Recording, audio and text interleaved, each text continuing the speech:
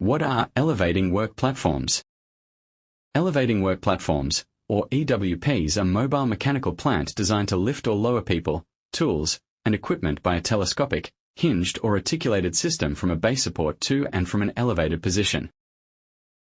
An EWP is a passive fall prevention device within the hierarchy of control. This means that if it is practicable to do so, an employer must consider the use of an EWP if elimination of a fall risk is not reasonably practicable. Commonly used EWPs in the construction industry are boom lifts and scissor lifts. These types of plant must be operated by a trained, competent operator. Proof of competency must be demonstrated and is best achieved through accredited industry training, which should cover topics such as legal requirements, hazard identification and management, pre-start and logbook inspections, correct use of harnesses, working near overhead conductors, emergency retrieval, and emergency rescue plans. For a boom-type EWP with a boom length greater than 11 meters, a high-risk work license is required to be held by the operator.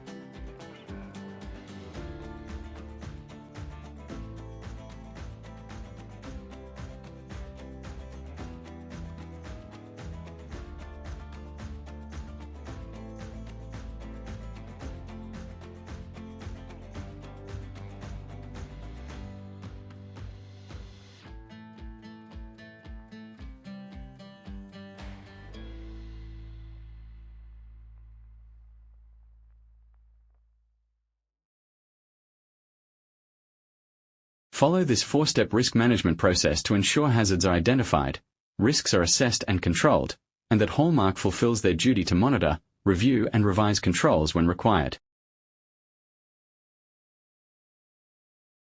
Step 1. Identify hazards. There are numerous hazards associated with EWP use that can pose a risk to the health and safety of employees and the public. Use of EWPs in building and construction requires effective hazard identification, taking into account the unique features of each EWP type. Common hazards related to the use of EWPs can include uneven or unstable ground, concealed voids, basements or pits, working at heights, crushing injuries, overhead conductors, structures and vegetation, traffic and pedestrians, wind loading, mechanical failure of the machine, transport, and unloading and maneuvering. Step 2. Assess risks. Plan your use of EWPs and assess the risks based on identified hazards. Take into account the likelihood, nature, and severity of consequences and document your systems of work in a safe work method statement. Additional factors to take into consideration may include no-go zones, side force limitations, wind speed and prevailing weather conditions, weight of operators, tools, and materials in relation to the rated capacity of the EWP, and plant being operated in accordance with manufacturer's recommendations. Step 3. Control the risks. Employers must eliminate any risk associated with the use of an EWP, so far as is reasonably practicable. Where this cannot be achieved, the hierarchy of control must be used to reduce risks, so far as is reasonably practicable.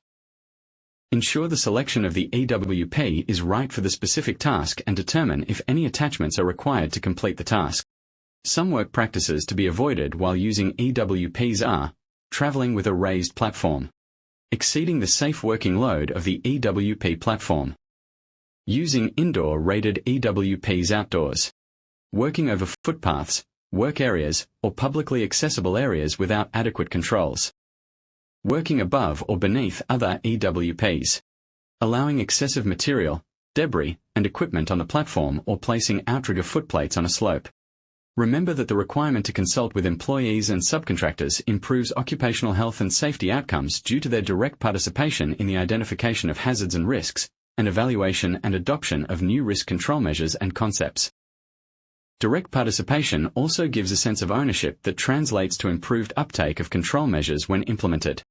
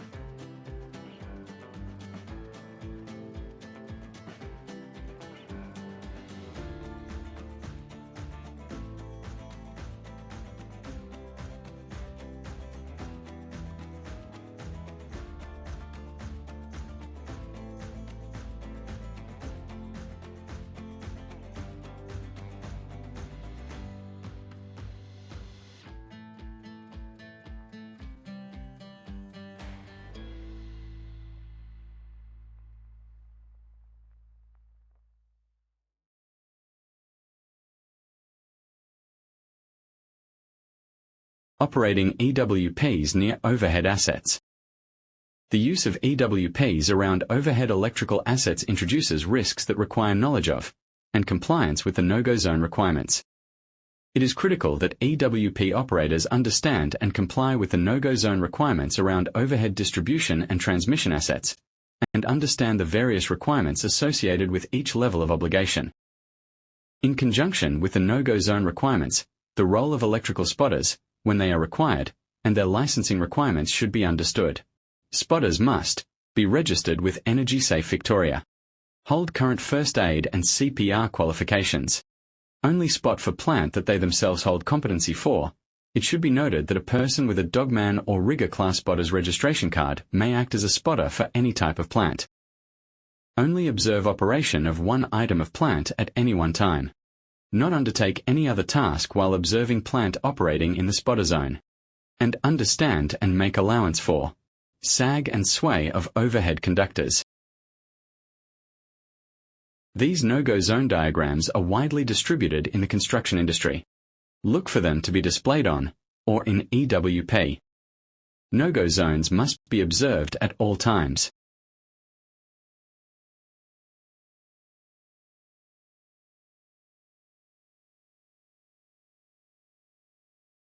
Step 4. Review and revise controls. Managing the risk of working with EWPs is an ongoing process. Under Regulation 121 of the Occupational Health and Safety Regulations, employers have a duty to monitor, review and, if necessary, revise control measures or any associated systems of work before the plant is deployed at a workplace, and prior to making any alteration to the plant or its associated systems of work, including a change in location. If new or additional information about hazards or risks relating to the plant or its associated systems of work become available, after any notifiable incident. If, for any reason, the risk control measures do not adequately control the risks, or at the request of a health and safety representative. Your actions shouldn't stop at step 4. You should repeat this process often, to make sure your management of risk is working. Hallmarc strictly requires all elevating work platforms to be inducted on site before use. This process is to be completed in BuildPass. Required information includes service records, a risk assessment, operator license, an operator manual, a daily logbook, registration of plant design information, and a SWIMS.